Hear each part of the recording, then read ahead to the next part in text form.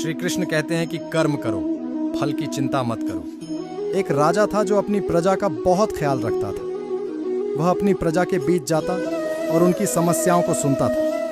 वह कोशिश करता था कि वह उनकी समस्याओं को दूर कर सके। उसकी कर्तव्य निष्ठा के चर्चे दूर दूर तक फैले हुए थे। एक बार राजा अपने राज्य में भ्रमण करने के लिए निकले हुए थे।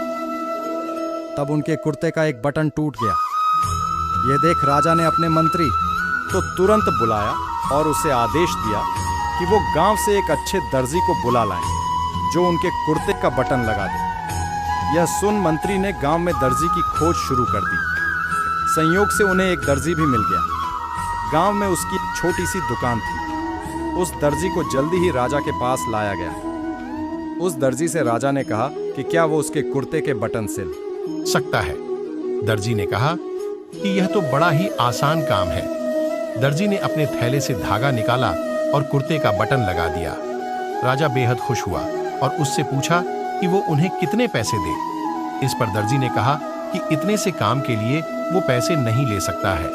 इस पर राजा ने कहा कि वो इसकी कीमत जरूर देंगे। दर्जी ने सोचा कि उसने तो बस धागा ही लगाया है, तो उसके 2 रुपए मांग लेता हूं।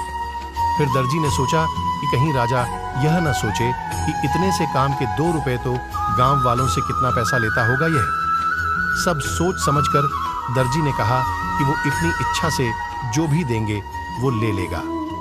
यह सुन राजा ने अपनी हैसियत के मुताबिक उसे 2 गांव देने का फैसला किया। राजा ने कहा कि कहीं समाज में उसका रुतबा छोटा ना हो जाए, इसलिए उसने यह आदेश दिया।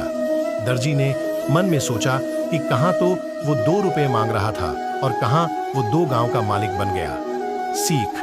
इस कहानी से हमें यह सीख मिलती है कि हम सभी अपनी क्षमता के अनुसार सोचते हैं, लेकिन भगवान हमें अपने हिसाब से सब कुछ देते हैं।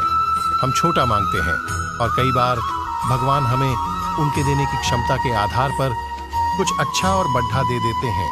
इसलिए गीता में श्री कृष्ण ने भी कहा कि कर्म करो, फल की इच्छा मत करो, और यही इस कहानी का सार भी है।